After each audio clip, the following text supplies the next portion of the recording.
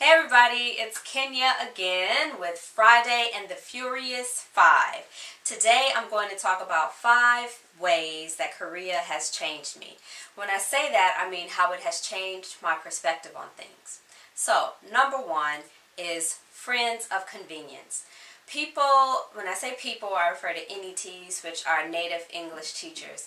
People refer or use that term a lot around here, and what it means is friends who are not really your friends and people you probably wouldn't hang with if you were back home, but you hang with these people because you haven't found anybody else here that you really like. It's hard to meet people, and these are people that you can hang with and do things with, you know, so you don't get homesick or so you don't feel lonely or, unfortunately, until you find your real friends.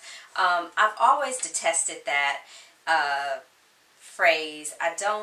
I wanted to find friends who were genuine. I wanted to meet people and become genuine friends with people. My first year, that didn't happen. I spent an entire year trying to be open to people that I knew I did not vibe with. That was my fault. But I was open to friendship. They were not. And they showed me time and time again, but I didn't really let it settle until after spending an entire year with them. Luckily, I got to do a lot of things by hanging with them. We would always have a good time together. They just were fake. And so I had to cut it off, right? After a year, I was done. I was over it. Alright, moving on. So don't do friends of convenience. Just suffer through the loneliness until you meet the people that you're meant to be with. Because once I did that, I started meeting people that I could vibe with. Number 2, I now understand how someone can live in a country and not speak the language.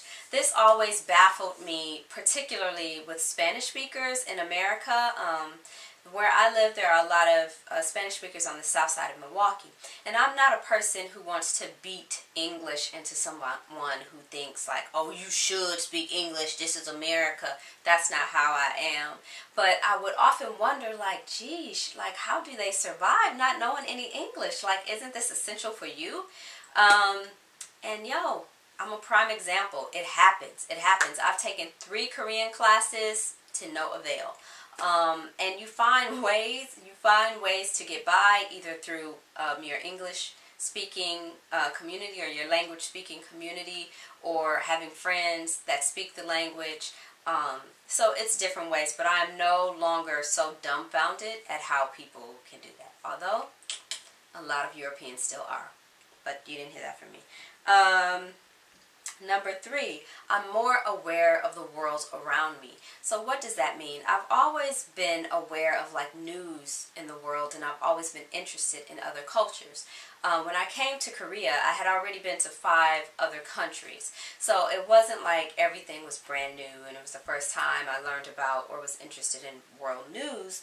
But what I mean by the world around me is I became to know some of the other cultures, international cultures here, more intimately, in good and bad ways. So I probably will forget some, but some of the English-speaking people here that teach are South Africans, British people, which include several countries, but England. I'm showing my tail here, but I think the only British people I've met are English people. I think, yeah, from England. Irish, Canadian, I am sure I'm forgetting. I think there's at least 8 other countries that they accept.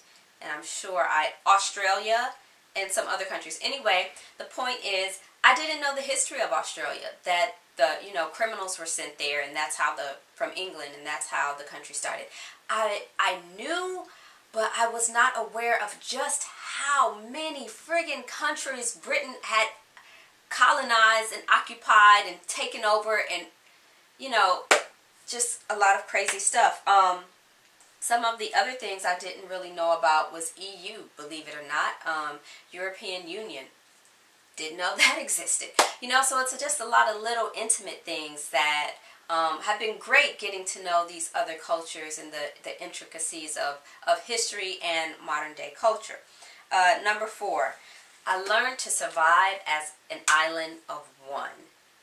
Living here in a different country whose language you don't speak and whose culture is very different from yours, it can be totally and extremely isolating.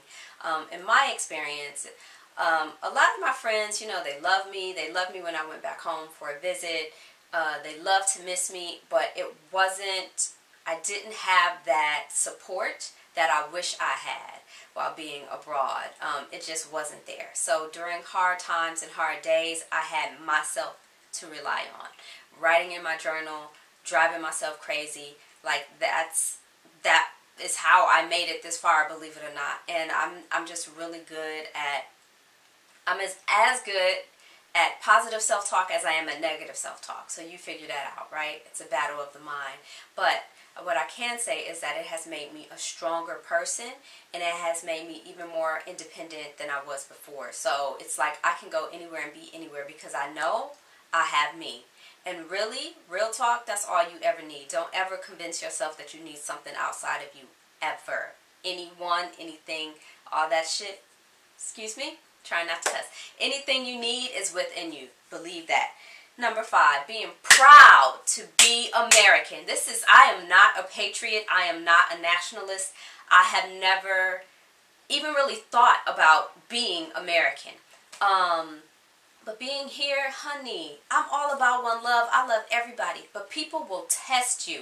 People always try to hate on Americans. I do not understand it. When will people understand that Americans, the individuals, the peoples, are not our government? Okay? We can't control what they do. So if you're mad at our government, be mad at them. Don't hate Americans. It just doesn't make any sense.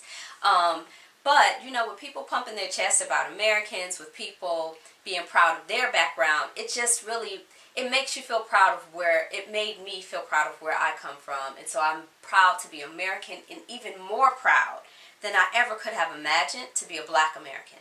But that is a Friday and the Furies 5 for another day where I will talk about that. That wraps it up. Thank you so much. This is Kenya, and I'm saying deuces. Peace out.